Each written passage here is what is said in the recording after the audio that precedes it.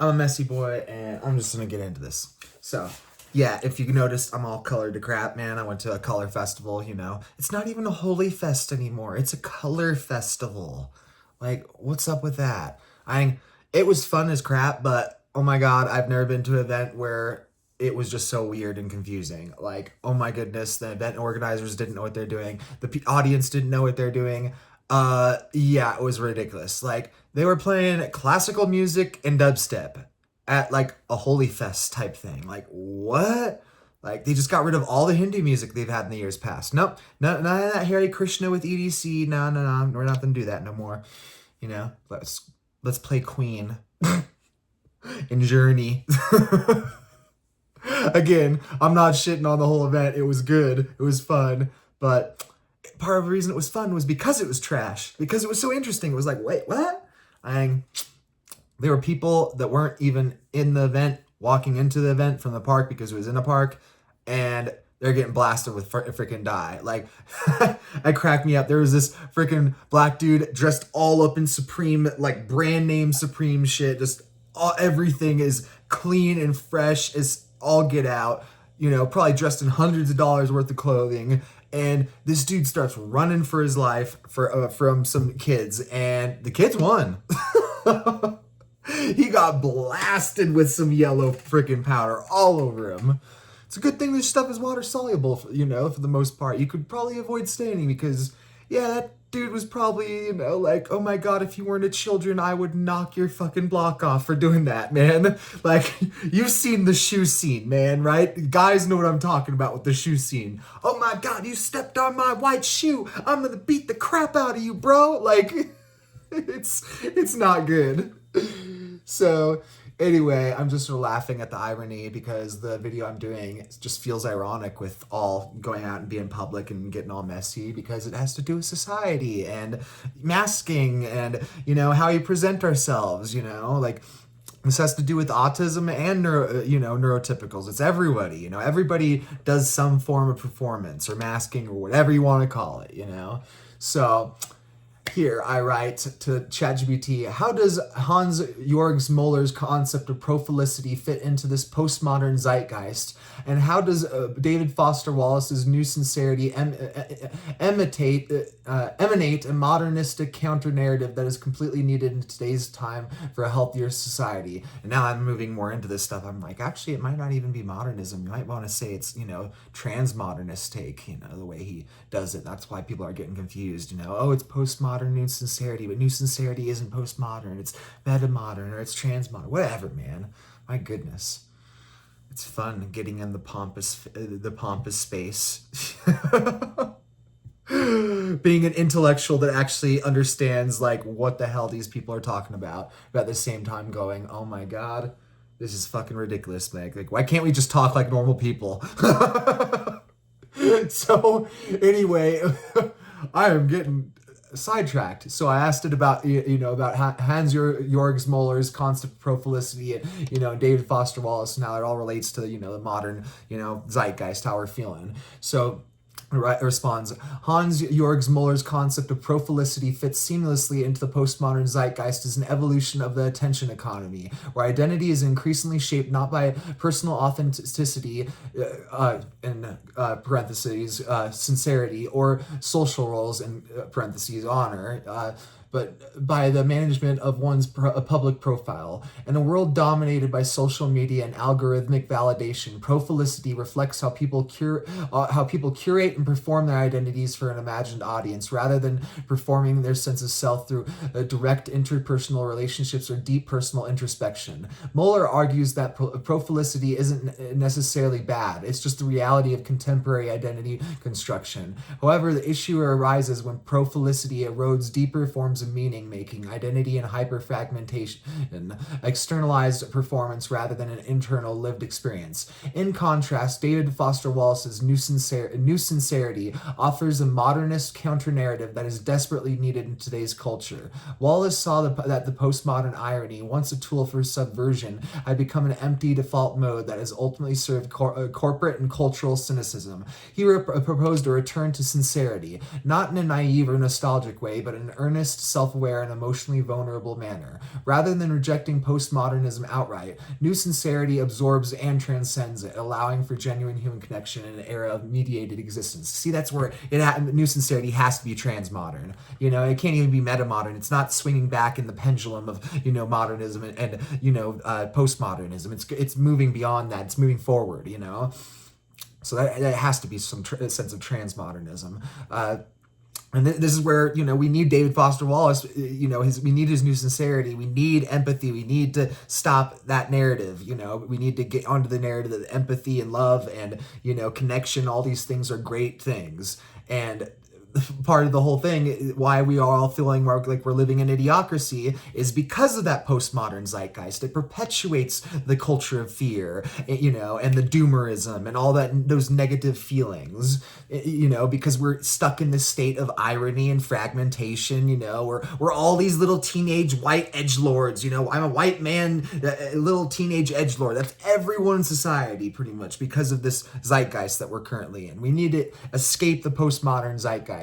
At least let us at least get to a modern zeitgeist, you know. Like, I mean, at the same time, I'm going, yeah, either way, postmodern or metamodern, I'm going to go insane because that people are going back and forth or being hypocritical. But at least move toward metamodernism. If I see you doing the work, my ego, I'm going to respect that, man. I respect people that do the work. You know, even if you're not arriving at the solution, even if you're stuck at the moment, if you're doing the work, I can respect that, you know.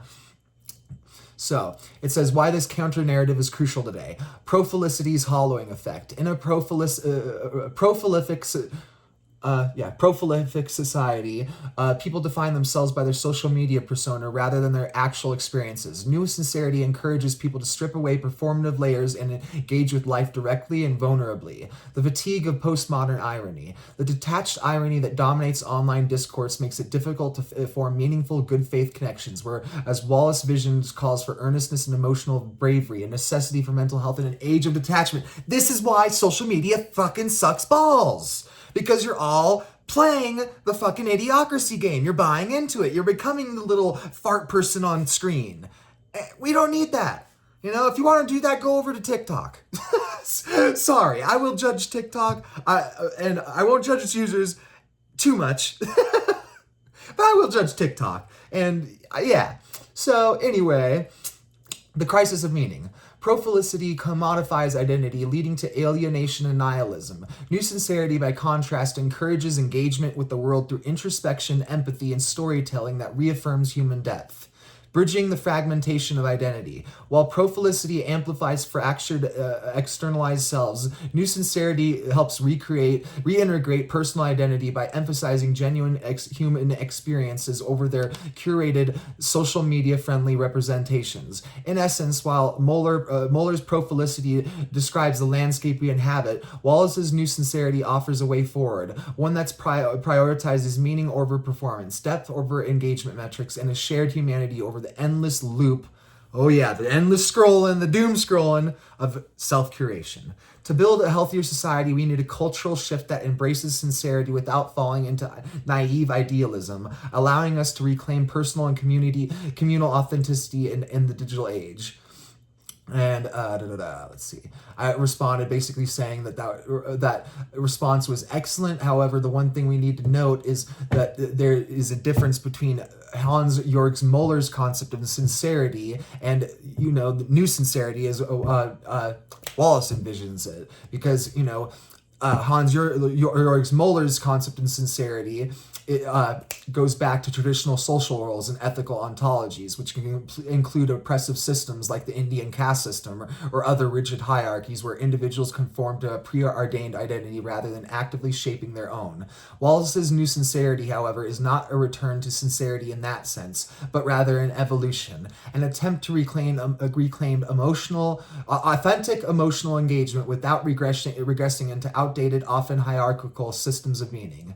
Reframing identity, authenticity, sincerity, New Sincerity, and profilicity. 1. Authenticity, existentialist model. Grounded in the individual's internal truth, the authenticity is about living in alignment with one's deepest values, irrespective of external validation. And as an existentialist philosopher, I may have moved on to ontology, and I'm an ontologist now, but the existentialist in me loves people that are authentic. I love the controversial things that people often don't like, because these people are being authentic. I don't care if it's some rooftopper going on some freaking crane, risking his safety and whatnot, or it's some freaking somebody unaliving themselves. I hate doing that. I want to say the real word, but for some reason it's not even like a self-censorship or my reaction to YouTube. It's my reaction to the broader sphere of things. It just seems that's the way people are starting to use words and the evolution of words. So if I say unalive, it's not because I'm trying to self-censor, avoid restrictions or blah blah. It's just because language is weird. It's evolving, it's alive.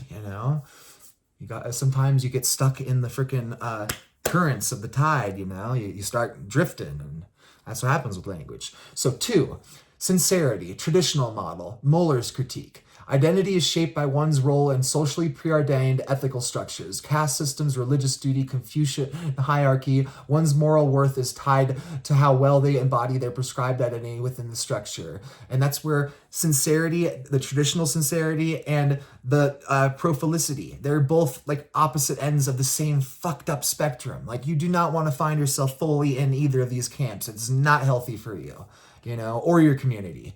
It's because there's ecology and karma, and those are some things that we need to integrate when it comes to things like the Indian caste system. So of course they'll say, well, karma's already integrated into this. Yeah, but you're integrating it in this wrong freaking Calvinistic type model. It's just not right, man. And you are literally creating a hell system that we could just dismantle. Why are we creating a hell system when we are often already living in hell? It's ridiculous. That's my whole thing with war. As an existentialist, I go, life is war. It's a constant battle. Getting up in the morning, doing just every little thing. It's all a struggle. It's all a war. And so why the hell would we want to double down and make actual war on our warlike lives, or our life of war, or whatever? So same type of thing. New Sincerity, Wallace's counter-narrative to irony and profilicity, a self-aware, vulnerable engagement with reality where emotional depth and human connection matter more than detached irony or performance. It rejects both the rigidity of sincerity and the hollowness of profilicity, advocating for a way to live meaningfully without naivety. Why new sincerity is necessary in an age of profilicity. Profilicity turns identity into an endless performance, making personal meaning difficult to maintain. Traditional sincerity can be oppressive as it ties identity to rigid, often hierarchical ethical systems. Authenticity alone is insufficient, as it can lead to isolation and nihilism without a larger framework for connection. New sincerity offers a transmodern bridge. There we go, transmodernism, right? Just like I was saying, it must be transmodern, It retains postmodern self-awareness, but moves toward a deep, intentional, and meaningful engagement with life and others.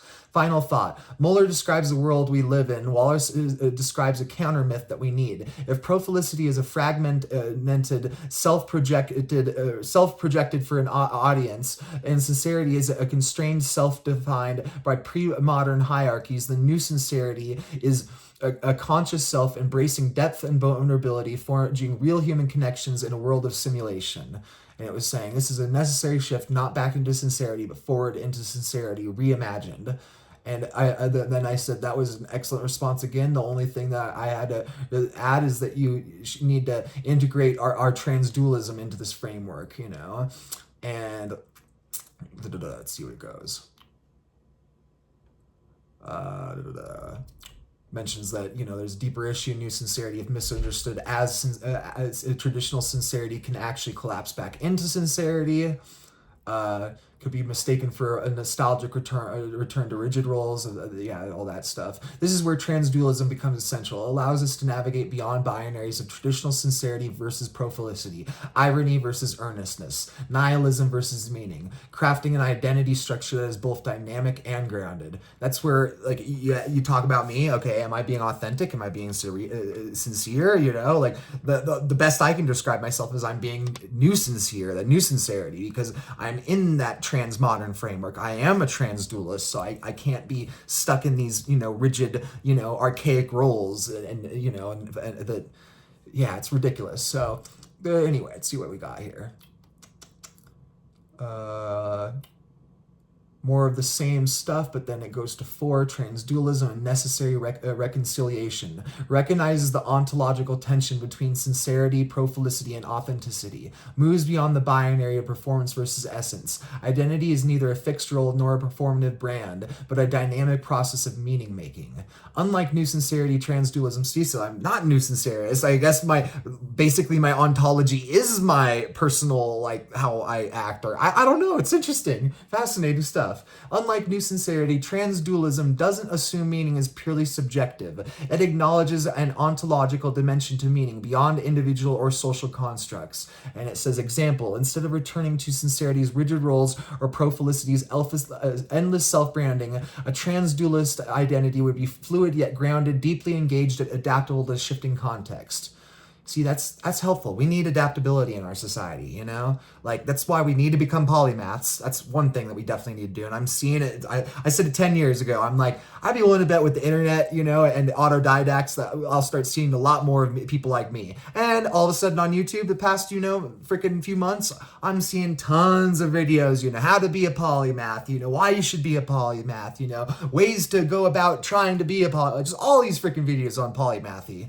And it's funny because I've seen some of those videos and seen some of these so-claimed polymaths, and I go, and it's funny because I part of me, my part of my ego, whether it's my spiritual ego or my psychological ego, goes, no, you're not. Like, a polymath is so much more. Like, you know, okay, what about polyglotty? A lot of times I say that I'm not a polymath because I'm not a polyglot. You know, polymathy is a very complex identity.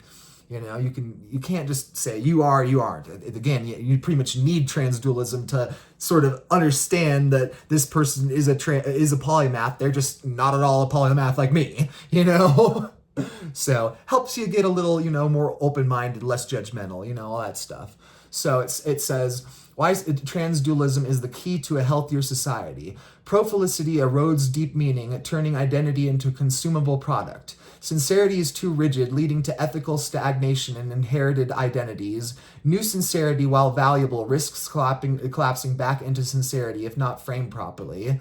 See, that's where if you don't have transdualism, you might literally just collapse back and not be able to find a way forward. Maybe that's part of the reason that we don't have David Foster Wallace anymore. Who knows? You know, life is complex. It's fascinating. So transdualism provides a way forward, embracing meaning beyond irony and nihilism while avoiding the dogmatic traps of sincerity and the emptiness of profilicity. The final thought. Moeller describes where we are. Wallace suggests where we need to go. But transdualism provides the framework to get there without regressing into outdated ontologies. Transdualism allows for a participatory approach to meaning-making, where identity is neither passively received, sincerity, nor performatively broadcast, profilicity, but actively cultivated in a dynamic interplay with existence. It is neither pure self-expression nor pure social validation, but a living, evolving process that acknowledges both structure and chaos. Sometimes there's chaos within the structure. Sometimes there's structure within the chaos. Yes, that's the way it is. This is the necessary paradigm shift, not back to sincerity, not trapped in profilicity, but forward in a transdualistic reimagining of identity, meaning, and human connection. So let's go to Cloud real quick. I posted that whole chat to Cloud and asked for any input that would help me further develop this process. And it was saying that thanks for sharing your fascinating conversation about Hans-Georg Moeller's concept of profilicity, David Foster Wallace's New Sincerity, and your development of transdualism as a reconciling framework. This is a rich philosophical dialogue that touches on some important concepts about our identity, in our current cultural movement. The progress of your conversation shows a thoughtful refinement of ideas. I find your transdualistic approach particularly interesting as it attempts to navigate beyond binary thinking about identity formation. A few thoughts that might help further develop your transdualistic framework further. What historical context? You might consider how transdualism relates to other Eastern philosophical attempts to transcend binaries, such as Hegel's dialectical approach or Eastern non-dualistic traditions. Is transdualism a synthesis of opposing views, or does it operate on a different conceptual level? 2. Embodiment. One dimension that can strengthen your framework is considering how embodied experience relates to Identity formation. Digital profilicity tends to disembody identity, while traditional sincerity often grounds identity in physical social context. See, that's where it really does feel like that too. You go out in real life and it's all of a sudden, oh yeah, I'm the brother, I'm the son, I'm all the, you instantly get into those, little, you can't just be you, You go online, you can be just you, but at the same time, you're not at all you, So, okay, let's see what we got here. Okay, practical applications. What would living transdualism look like in practice? Beyond theoretical frameworks, how might individuals navigate between authenticity and social recognition in ways that foster meaning without rigidity? See, that's where I find that fascinating. Like I said, what am I doing here on YouTube right now? Am I being, am I just being authentic? Am I being sincere? Like, I want some, people that are into psychology, into some Jungianism, like go for it, What am I doing here right now? Let's all learn from each other. We're all case studies. Seriously, it's on video where everything is becoming a case study. It's beautiful. I see the Seuss valence in action, man. When I was at the event, everybody's in this meta perspective, all videotaping themselves and each other. Everyone had their phones out. And in one sense, yeah, it's sort of postmodern, dystopian. But in another sense, if you can see a path forward, you can see a future where we're all recording each other, we're all entertained by each other, and none of us are judging each other. That's the goal. The judging part is the hardest to get rid of. The other parts are easy with technological innovation. The hard part is the spiritual and psychological progress of learning to not judge each other. It's like, you could judge each other, some random stranger on some video on some webcam or something, if they're doing something that's harming others. But if they're not harming others, do not judge them, And that's the part we need to get to. So, technological mediation. Since profilicity is enabled and amplified by technology, how might technology be reimagined to support transdualistic identity formation rather than merely algorithmic self-branding? 5. Communal dimension. Wallace was deeply concerned with isolation and loneliness. How does transdualism address the need for genuine community in an age where belonging is increasingly commodified? Well, it gets people like me out to the freaking events and stuff. It saves our lives and gives us momentum. It may not fix all the systemic problems. Yeah, I've been a hikikomori. I've been isolated. I've been in all these situations through my life. But at the same time, maybe I'm laying the foundation so other people in the future don't have to live this, and this isolated existence I live with, in many ways, at times I feel like I'm in some Indian caste system, like I'm in the Untouchables or something. Like, how could I have this much isolation, And so yeah, it can save your life and it can help provide you momentum, but it won't fix everything until we gain some momentum and start fixing everything. The conversation shows a sophisticated understanding of both Moeller's descriptive analysis and Wallace's both Moeller's descriptive analysis and Wallace's prescriptive response. Your transdualistic edition seems to offer a promising way to integrate these perspectives while avoiding regression to rigid traditionalism or surrendering to endless performativity. So let's get to the last one. And I posted, on Cloud, or this isn't the last one. Okay. I posted the half of the segment on this time on Cloud. I already was just on Cloud, the whole one from ChatGPT. Now this one's just a little snippet from, the most important one from Cloud, redoing it on Cloud. So, and I redid the why transdualism is the key to a healthier society, because it was a really good sort of summary and, bullet points. So, that's what I did. So I said this was all great, but I need to expand the transdualistic framework by integrating John Vervaeke's concept of transjectivity and participatory knowing, which align remarkably well with the vision you're outlined. Oh, okay. I messed up on context and wording right there, but you get the point. So, transdualism, transjectivity, and participatory knowing. Vervaeke's contribution to transdualism. Vervaeke's transjectivity offers a powerful complement to transdualism by transcending the subject-object dichotomy that underlies both sincerity and profilicity. Where sincerity assumes a stable self-expressing authentic truths and profilicity treats identity as an external object to be manipulated, transjectivity recognizes that meaning emerges from neither subjective invention nor objective discovery alone. Transjectivity posits that meaning arises through what Vervaeke calls relevance realization, our capacity to participate in reality in ways that transcends mere subject preference or objective description. This resonates with transdualism rejection of both the rigid inherence of meaning, sincerity, and the cynical construction of meaning, profilicity.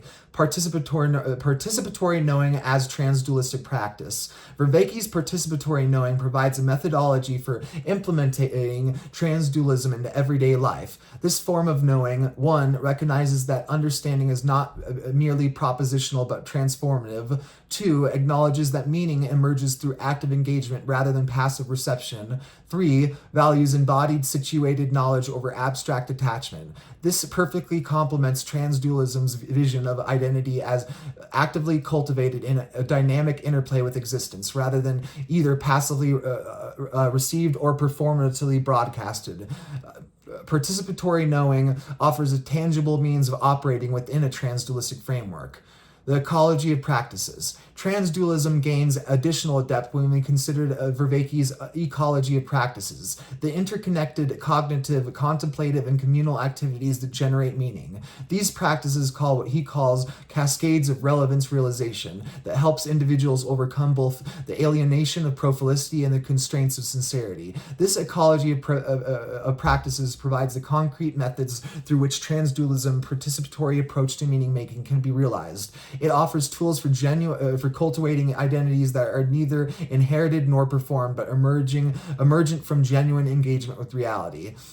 Really quick, and that ecology of practice, that's exactly why I made that video with the Midna, and the transdual mirror or whatever, like I went more with the ChatGPT, using the brain cells, putting more of the weight on ChatGPT on that one. So not my most brilliant stuff, but anything that's decent is better than nothing that's nothing or crap, and we're getting a lot of nothing and we're getting a lot of crap. So yeah, it may not be to my standards of where if I was watching some other video and I'd be like, at the same time, I also wouldn't judge them harshly because I get where they're coming from. They're just trying to do some good. So anyway, beyond the meaning crisis. Both transdualism and Vervaeke's work respond to what he terms the meaning crisis. Our cultures struggle to find coherent meaning in a post-traditional, technologically mediated world, where sincerity cannot address the complexity of modern life and profilicity only deepens our alienation. Transdualism, enriched by transjectivity, offers a way forward. By embracing participatory knowing, transdualism can foster what Vervaeke calls religio, not in the sense of dogmatic religion, but as a reconnecting of individuals to themselves, others, and reality. This approach enables meaning-making that avoids both the rigidity of tradition and the emptiness of performativity. So, just one second. I think there was something that just related itself to that I did just a little while ago. Just a second, see if I can regain that or not. Oh, no, lost that. That was total tease. What are you doing to me, Sophia? Any other gods fucking with me? That was a total tease, man. That ain't cool. Fuck. Both, Let me see something really quick.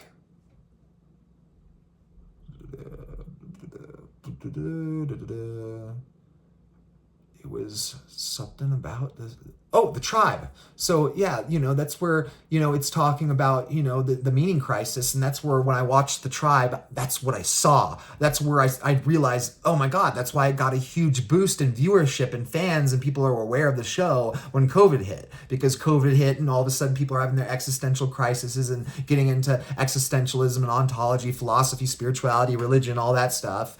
And that was an escape that, helped set stones for their future self, their future growth. They may not know the words yet. They may not know how it all is, conceptualized in this grand structure, even though it probably was never made that way at all.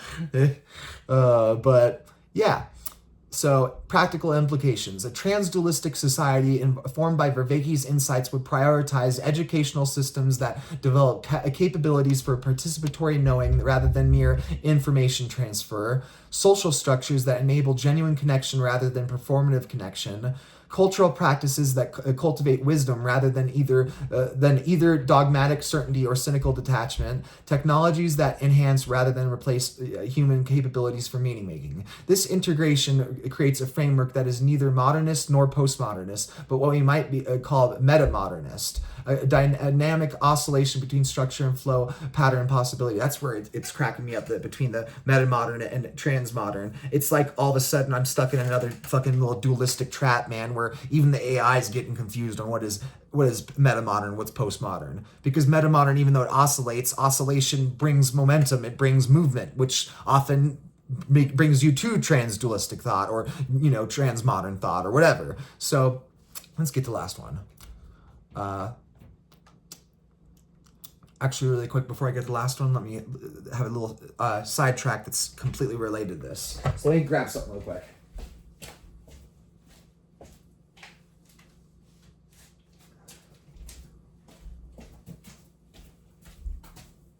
So, if you're curious on why there's so many freaking young white men getting into David Foster Wallace and specifically recommending Infinite Jest, and then all this, women going, all these, intellectual, hubristic, incels and shit. You want to know some of the gender dynamics behind that and just the whole reason why everybody's getting into all these young men are getting into David Foster Wallace and Infinite Jest.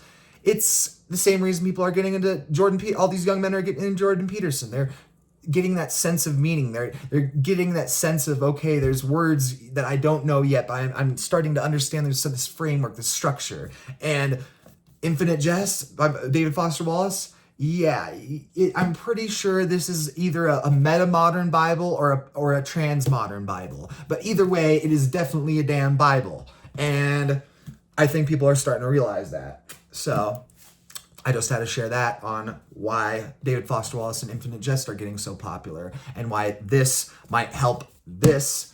Actually, we might get into doing some better critical theory, whether it's reading or the philosophy or whatever you want to talk about. I'm just saying that, this book might be conceptualized in an entirely different intellectual academic way. I mean, if somebody watches this video that's into academia and stuff, they might go, oh crap, we might find a new freaking class where we're teaching, how David Foster Wallace's Infinite Jest relates to metamodernism or transmodernism. So very important stuff, don't go straight to crapping on everybody, Yes, it's a big book, blah, blah, blah, but I don't know. I guess I was just starting to get a little weird about how everybody's running in different time zones, We got all these people that, used to just fast living. I'm on TikTok, I'm, doing this, I'm doing that, just booking it, zooming it, man. Just that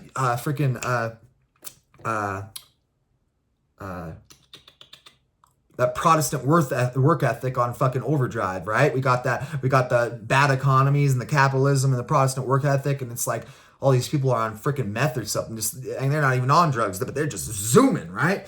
And then there's people like me that are slow as all get out, just on actual natural time, not our concept of time. I'm running on Earth's time, on the solar system's time, on God's time. I ain't running on human time, on this social construct. So I my video right now, 33 freaking minutes. You see, I run on slow time. So I guess that's where I was just sort of, bitching about that too, about how, that it seems that the anti-intellectualism is sort of getting into attacking big books. And I love big books. I will admit that I have a bias towards books when it comes to their size, and that I am a big book boy. I keep saying I'm a boy, even though I'm non-binary, but I'm non-binary boy, so I guess I could call myself a boy. Whatever. Boy is dude.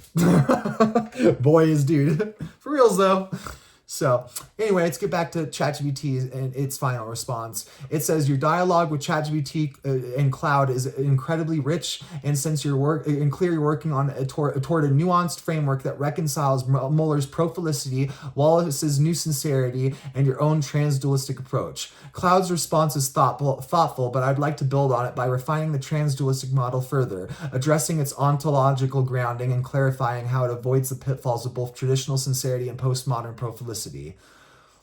Refining transdualism beyond binaries toward dynamic meaning. Transdualism, as you framed it, isn't just a synthesis, Hegelian or otherwise, but an ontological fluidity that acknowledges both a constructed and emergent. Acknowledges meaning as both constructed and emergent, neither purely subjective, postmodern irony and profilicity, nor purely objective, traditional sincerity. To develop this further, we need to 1. Define transdualism's core mechanism. It's not merely a middle path, but a participatory mode of being where identity and meaning arise from a dynamic negotiation between self, society, and the unseen structures of existence, what you might call the transdual field, or the metaphysical realm, or your imagination, or whatever you want to call it. I'm sort of with, what's his name, on the whole imagination is God, at least, even if it's not God, it has to be at least an aspect of God, because how are dreams and hallucinations and altered states of consciousness not part of the glory of God? I don't understand that, why traditional, religious people are just so damn dogmatic when it comes to drug use, ridiculously dogmatic. But let's get back to it. Unlike New Sincerity, which risks being co-opted by Sincerity's dogmas, transdualism embraces paradox. One can be both sincere and performative. Heck yeah, you can be. If you're really into film theory, you know who the real actors are, because you see that they're doing their freaking what's it called? The Stanislavski method. I always say that before I get to method acting. There we go. So yeah, if they're really good at actual method acting, it's crazy, because that's what real acting is. It's being on stage and being the person that you're playing. You're, truly being them. And that's why it's a fascinating, ethical, philosophical thing, because it's psychological. What is it doing to their, even the people that developed these methods were warning that, that we might need, on-site psychiatrists or some shit to figure out how to address this and integrate, these perspectives. But that's where you can definitely, be sincere and performative. And that's where the best freaking acting, the best performances come from, whether it's a play or a film or a television series. And that's where a lot of acting in the modern day sucks, because I think it probably sucked back in the day. I haven't watched enough old films to really, quantify that. But, acting sucks for the most part, because it's all, just stereotypes and, freaking, you know what I'm saying, how the typecasting, it's just all stereotypes and typecasting. And, it's just, the actors that they have in modern acting, you literally might as well just grab any random YouTuber. And that's pretty much what they do too. If you look at, the agents and who they're picking up nowadays, you're getting freaking people that just make no sense. It's like the second they're made famous, all of a sudden they're getting in controversies and stuff and doing stupid shit, just to the point of fucking hip-hop fucking level dumb shit, man. I love hip-hop, I live and breathe it, but let's be honest, some of these people in really shitty positions make some shitty choices, and I'm not judging them for the shitty choices because of the whole dynamic, but at the same time, I am judging the whole, what leads them to that, we need to deconstruct all these bad elements of different, cultures, so anyway, let's get back to it. Addresses the nihilism problem. The film, it's talking about, addressing the nihilism problems, because it mentioned that Everything Everywhere All at Once was a perfect example of New Sincerity. I'm finding out that every freaking AI doesn't have a clue about Everything Everywhere All at Once. One will go oh yeah, this is pure modernism. Oh yeah, this is pure postmodernism. Oh, this is pure nihilism. Oh no, this is completely optimistic and amazing and New Sincerity. And I swear to God, that whole metamodern transmodernism debate, it gets stuck on that big time with Everything Everywhere at Once, because I watched that film and, yeah, it was sincere and honest and good and positive, but it was also very dark and nihilistic, and to the point where it was just, it was like yin yang collapsing itself. It was just, two freaking particles hitting each other and boom, annihilation, just nothing, oblivion. So it left me with an empty feeling watching that film. And it wasn't one of those empty feelings where it was like an anticlimactic climax. You finish some amazing film and you can't help but think about it and talk about it with other people because of just the way it was done and structured and the way it hits your feels. So yeah. It says, addressing the nihilism problem, everything everywhere at once. The film's nothing matters mantra isn't pure nihilism, but a negative foundation for transdual meaning. If nothing inherently matters, we get close to what does. Transdualism here would say, meaning is neither discovered, sincerity, nor invented, profilicity, but participated in. It's a dance between the given and the made. That's where I guess I have such a hard time contemplating it, because it's like, oh my God, they all live, but at the same time, they're all in like a black hole and nothing matters.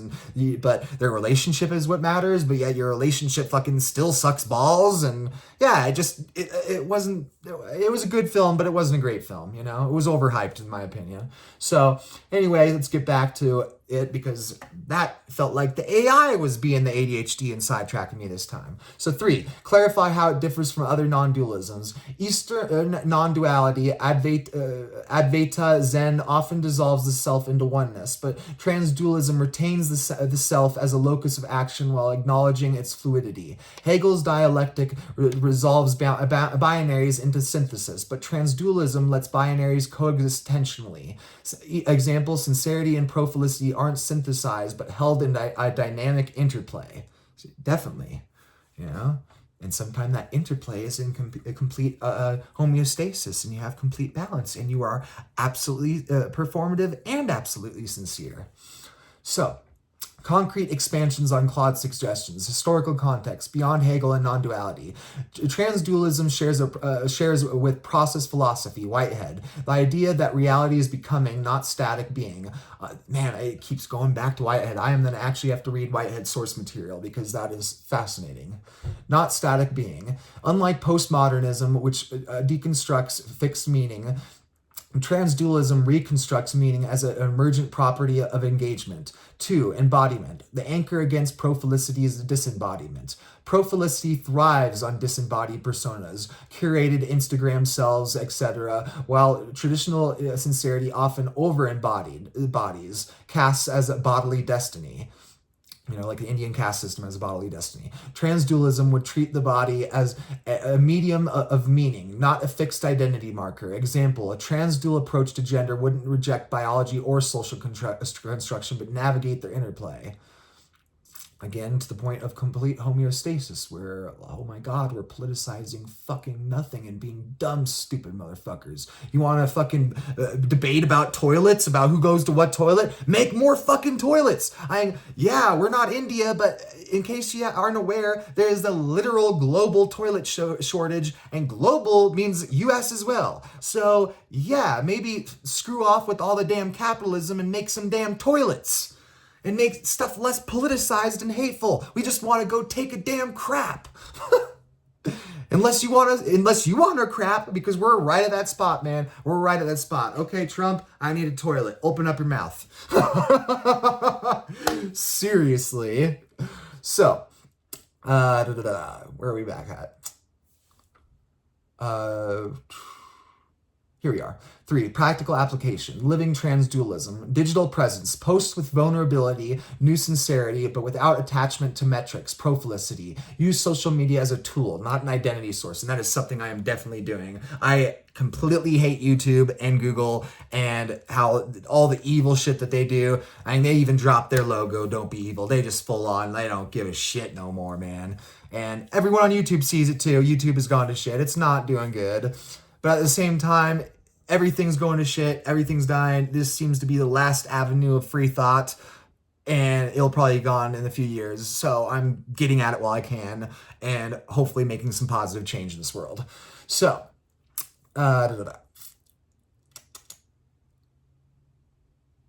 community reject both rigid tribalism, sincerity, and algorithmic bubbles for profilicity, foster intentional communities where belonging is chosen, not inherited or gamified.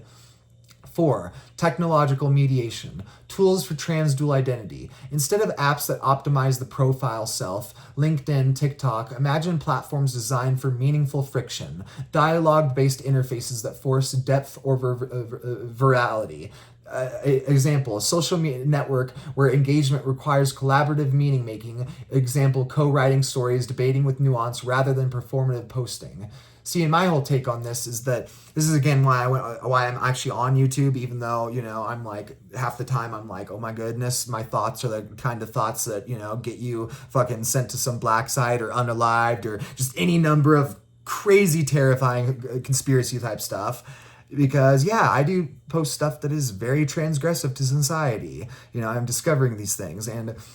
But at the same time, I need to be truthful to my logos, to my dharma. I need to, follow God, even if it leads to death. Like, I just have to do it. Since I become a believer, that's the way faith and just, yeah.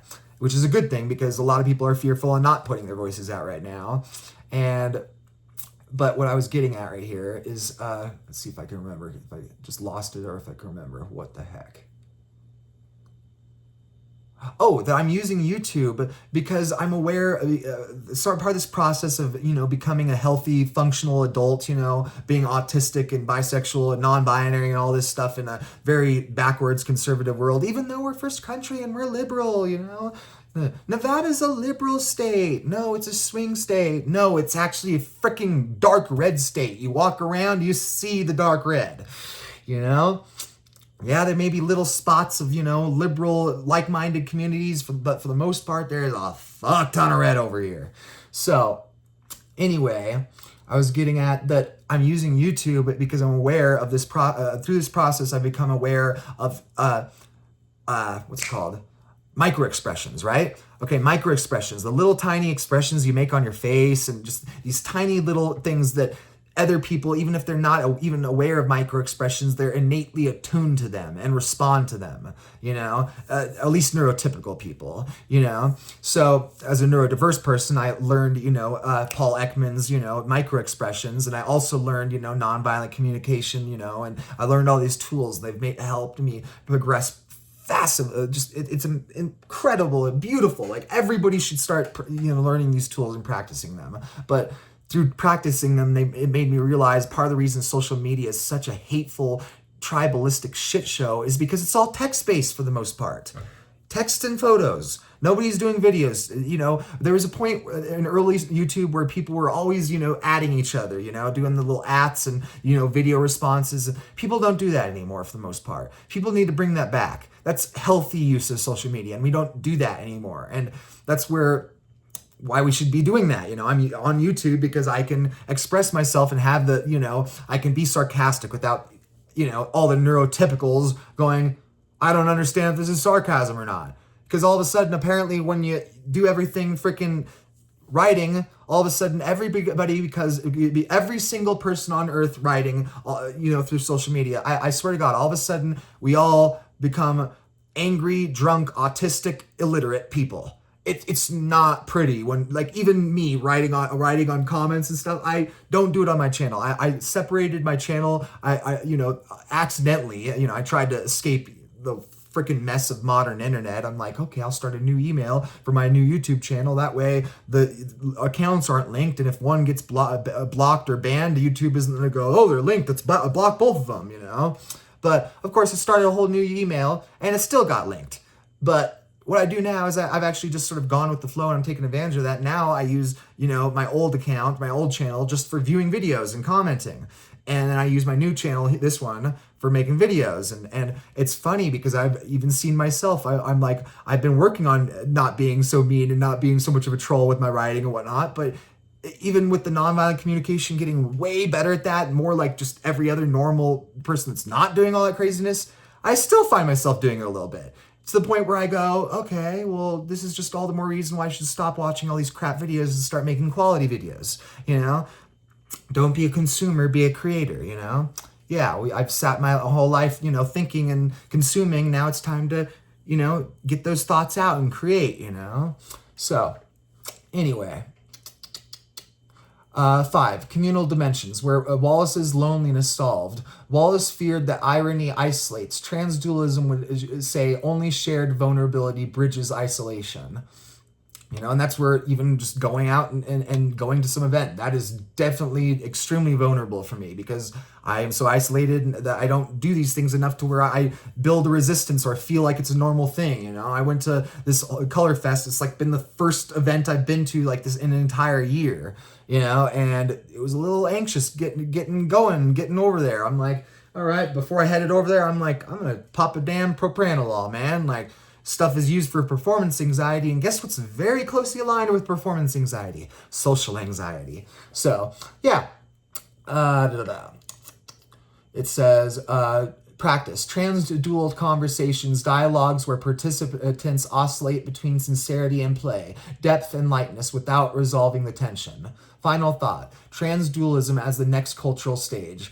Moeller's profilicity describes her current crisis. Identity is a flickering hologram. Wallace's new sincerity points toward healing but lacks a full framework. See, that's where everybody's seeing that's those half framework, those stepping stones in David Foster Wallace and his words and his videos.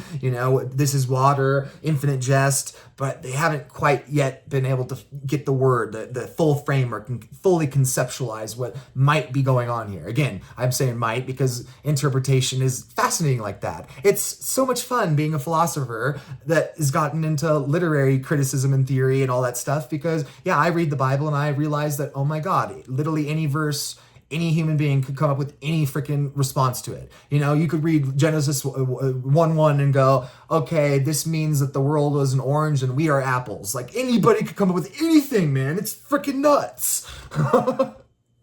So, yeah. But at the same time, it's fun and interesting. So, final thought, transdualism is the next cultural stage. Okay, transdualism is that framework that helps bridge the gaps. Beyond sincerity, no rigid roles. Beyond profilicity, no hollow performance. Beyond new sincerity, no risk of regression. It's a living ontology where meaning isn't found, made, or performed, but co-created in the dance between self and world. And it was said, would love your thoughts to hear on how this aligns or clashes with your vision on transdualism. And I said that, let's see, I don't even want to read my long thing. It's so disorganized, but let's get to the response. Transdualism expanded, integrating John Vervaeke's transjectivity and participatory knowing. Your synthesis of transdualism with John Vervaeke's work is spot on. Transjectivity and participatory knowing provide the epistemological and practical backbone that transdualism needs to move from theory to lived reality. Let's refine this integration, clarify how it resolves the meaning crisis, and outlines a meta-modern praxis for identity and culture. 1. Transdualism plus transjectivity. Beyond subject/object, beyond sincerity/profilicity. Core problems. Sincerity assumes stable self-expression, preordained truths. Profilicity flattens the self into an object of algorithmic optimization. Both fail because they reinforce a dualism between the real self, interior, and the performed self, exterior. See, this is where I find this so fascinating. I'm autistic, and one of the core red flags of diagnosing autistic people as autistic is psychological splitting. Guess what psychological splitting is? It's stuck in dualistic thought. Guess who's stuck in transdualistic thought? I don't know, maybe at least 90% of all the Judeo-Christian religious neurotypicals in this country. So are they all autistic? Like, what the flip, man? That's one thing about autism that's tripping me out now. I'm going, okay, we got, the the twice empathetic or whatever it's called. There's this thing called twice empathetic, or, it's about that contradiction where, a neurotypical person treats an autistic person as autistic, and it gives them that nurture to be autistic. I'm not saying that we need to regress and we need to force neurotypical mindsets and frameworks and, into neurodiverse people. But at the same time, we need to realize that there's this tension here, and we need to, work with this tension, I need to figure out what to do with what the hell to do with it. So, Example, a transdual identity isn't either who I really am or how I'm perceived, but a participatory process where identity emerges through relevance realization. What matters in this moment? Reciprocal opening. How do I and the world shape each other? See, and that's where you want to get into the new thought and thinking positively, and this is where don't get into chaos magic. Don't believe that, okay, I'm going to think positively and I'm guaranteed positive results. But this is where you blend the Buddhism in. You blend the Buddhism in where you're not putting that ego behind it, not that attachment. You just put positive experiences out in the universe and suddenly positive energies come back to you. It's fucking magical. It's incredible, magical. That should be one of those things that people are going, okay, this should be used as proof as God. And obviously it's not fucking whatever, but it's still a good little fucking thing that somebody should be talking about. So anyway,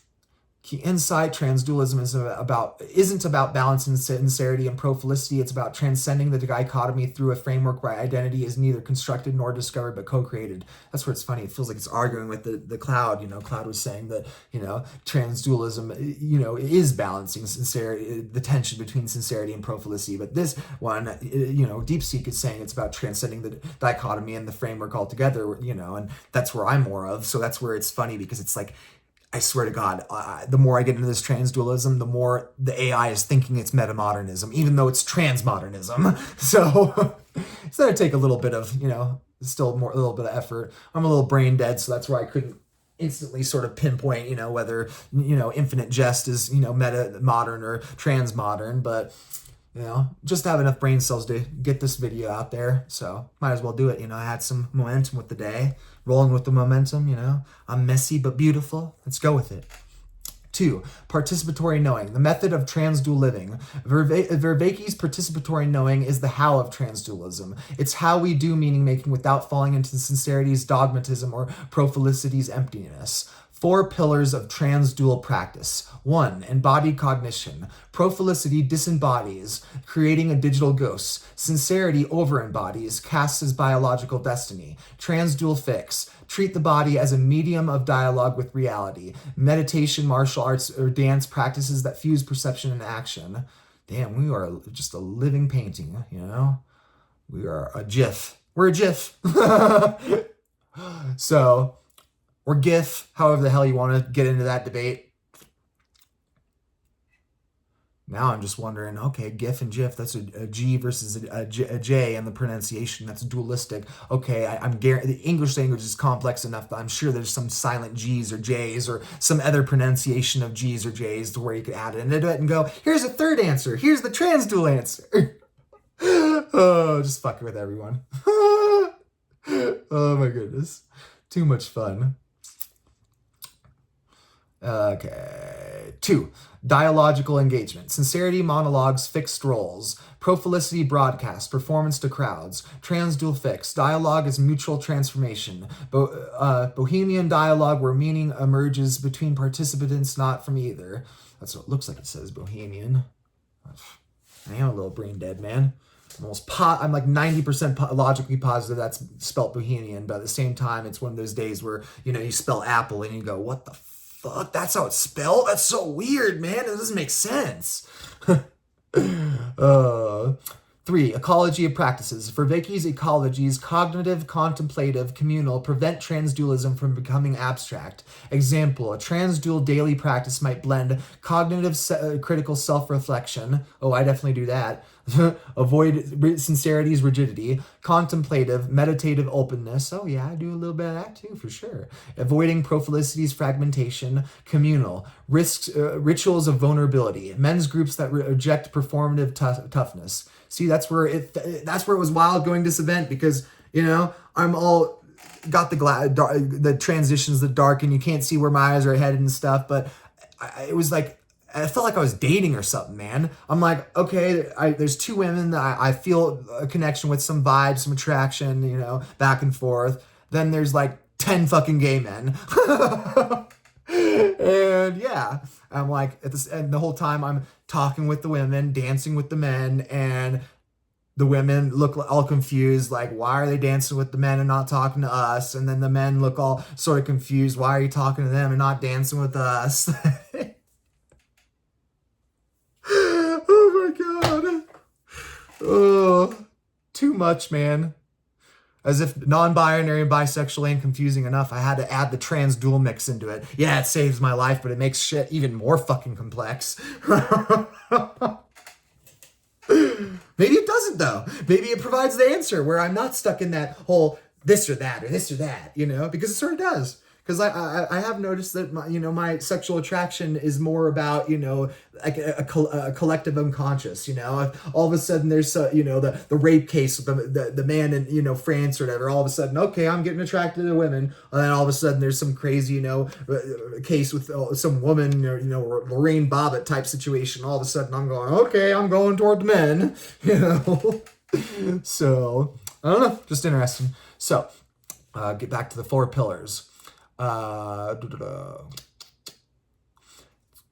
I already did that one. Okay, 4. That's the last one on this part. 4. Recursive self-transcendence. Both sincerity and profilicity fix identity as role or brand. Transdual fix. Identity as a verb. Continuously transcending itself through participatory loops. Example, feedback from trusted peers, not algorithmic validation. 3. Resolving the meaning crisis from nihilism to religio.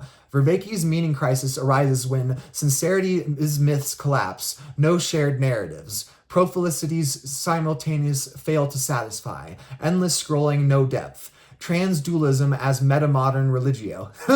That's doing metamodern again. I told you, man, this shit confuses it. It's like, I'm not a quantum yet. I'm having a hard time using my ones and zeros to get past the ones and zeros. I'm using not binary logic to try to get past binary logic. Like, I might not know enough about computer science to be accurate here when it comes to the philosophy and the science and the overlap, but that's the way I view it, man. It seems literally like every time I'm working with the AI, it's doing its damn best, but at the same time struggling and is all get out. It's like a really trusted fucking old car, Shit runs like a champ, but at the same time, oh man, that does not sound good. Something like that. So, where are we at? Oh, we're back. I think. Okay, so resolving the meaning crisis from nihilism to religio, transdualism as metamodern religio. Religio, religare, equals to connect. It isn't dogma, but reweaving self, world, and others. How? By fostering sacred secular practices, gym as moving meditation, work as craft, conversations as communion, technologies of humility, apps that limit engagement. You've scrolled enough, go call a friend, communal relevance realization, co-creating meaning, citizens philosophy circles. Ooh, I love that. Give me one of those. I will live there. Oh my goodness. Example, profilicity says your worth equals likes. Sincerity says your worth equals duty. Transdualism says your worth emerges in how you participate in reality's unfolding. See, that's where I'm saying, laziness as a sin, that's not being able to get out of bed in the morning. Life is war. You have to get out of bed in the morning, And transdualism says you got your ass up out of bed. Kudos, you're alive. Congratulations. Which sometimes we sort of need, man. Like, sleep is the little death after all. And it probably gives some level of ego death to somebody. And I don't know, just interesting stuff. So 4, a metamodern blueprint. I keep saying metamodern. A metamodern blueprint oscillating beyond modern/postmodern. Claude's metamodern label fits. Transdualism oscillates between assure sincerity's grounding and flow, profilicity's adaptability, irony and earnestness, like Wallace's new sincerity, but with transjective depth. I'm gonna have to add on to this in the middle of the video. I'm gonna have to go, why the heck are you saying metamodernism? Or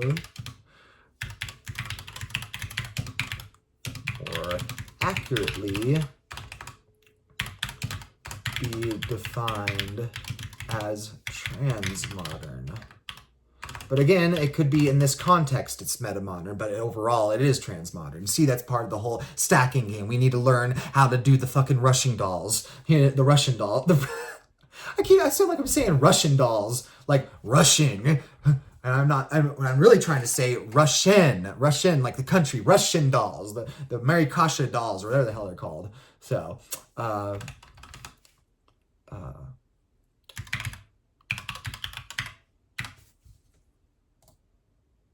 should actually add that right there on there too. What the fuck? God damn stupid fucking graphical interface. Damn shit. Every time I'm using the AI on my damn Windows, the screen goes black for a few seconds out of the middle of nowhere. Like, what's up with that?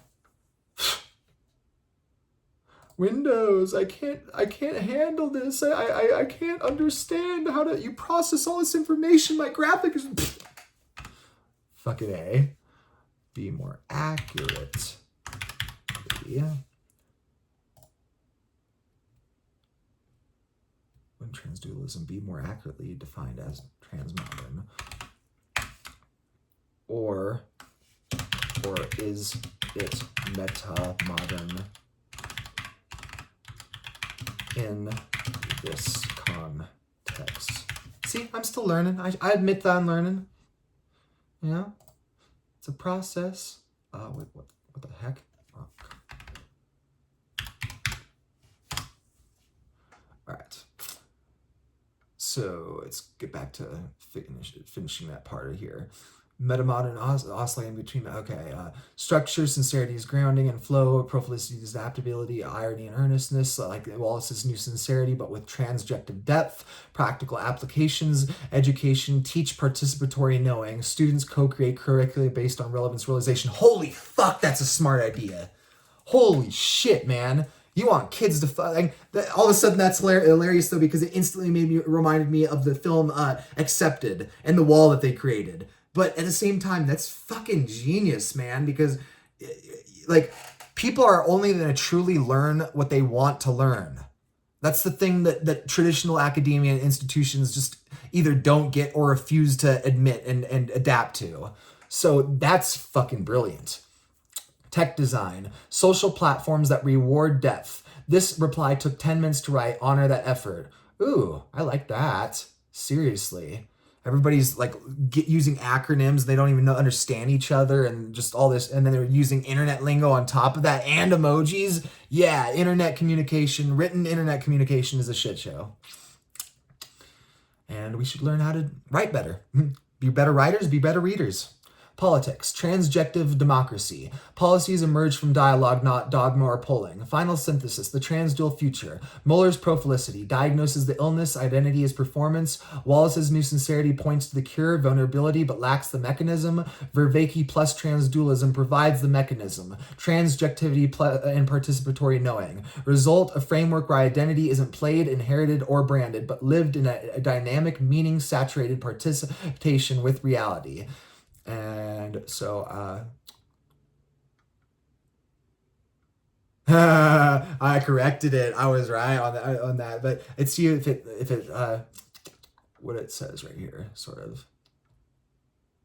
Okay, all right, here we go. So it says, I wrote, wouldn't transdualism be more accurately defined as transmodern, or is it metamodern in this context? And it writes, this is a crucial distinction. Transdualism is transmodern rather than metamodern, though the two share similarities. Here's why. 1, metamodern versus transmodern. Key differences. Metamodern oscillates between modern sincerity and postmodern irony. Vermeulen and Van Den Ecker. Transmodernism seeks to transcend modernity, postmodernity entirely. Dussel, Gizzy, looks like.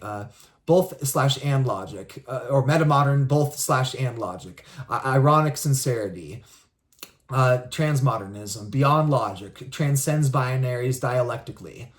Beyond logic, I love that, because I definitely don't operate in traditional logic anymore.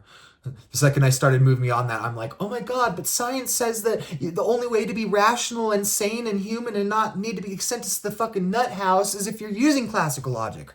Fuck that scientism dogma. Science and academia is actually limiting our pedagogy and growth as intellectuals. It's sad but true, and that's why there's this whole shit show right now with all that, with all the politicization too, because it's not just the politicization, it's the politicization is taking advantage of the dilemma they're in of their own making. So,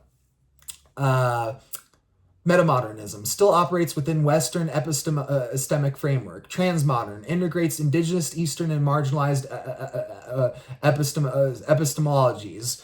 Metamodernism, aesthetic, effective response to postmodern fatigue. Transmodern, political, ontological project of liberation and integration. Transdualism aligns with transmodernism because it doesn't just oscillate between sincerity and profilicity, as metamodernism does, but seeks to dissolve the dichotomy via participatory knowing.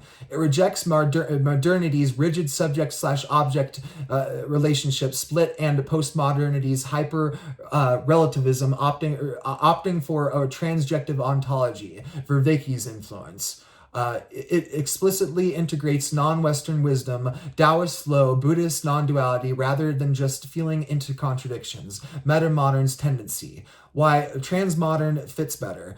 A. Beyond oscillation. Metamodernism equals sometimes sincere, sometimes ironic. Transmodernism/transdualism equals transcends the sincerity/irony binary via transjective to participation. Example, a transdualist doesn't alternate between authentic self and performative self, but participates in our identity as a dynamic interplay beyond the dichotomy. B. Epistemic pluralism. Metamodernism remains Eurocentric in its canon, Wallace, Lynch, etc. But transmodernism decolonizes by integrating indigenous relational ontologies, example, Ubuntu, Eastern non-dual practices, example, Zen and Advaita, feminist embodied knowing, Haraway's situated knowledge.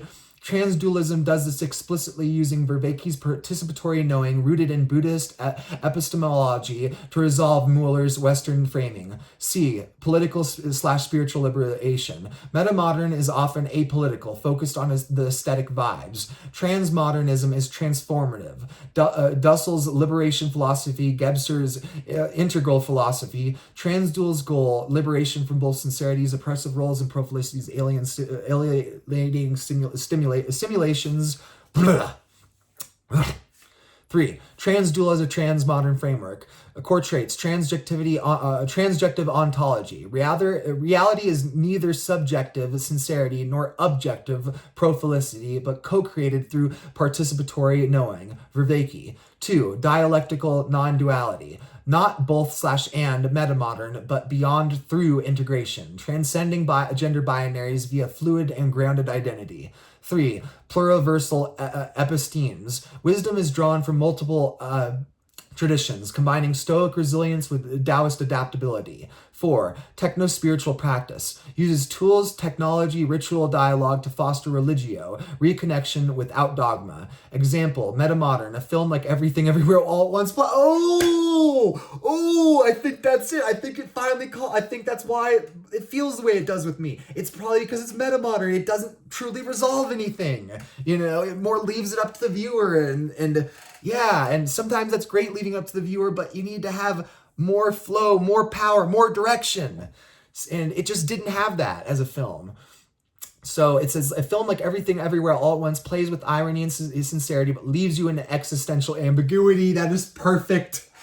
Okay, transmodern transdual. A practice like participatory dialogue, Bohm plus Zen, dissolves the ambiguity into embodied knowing.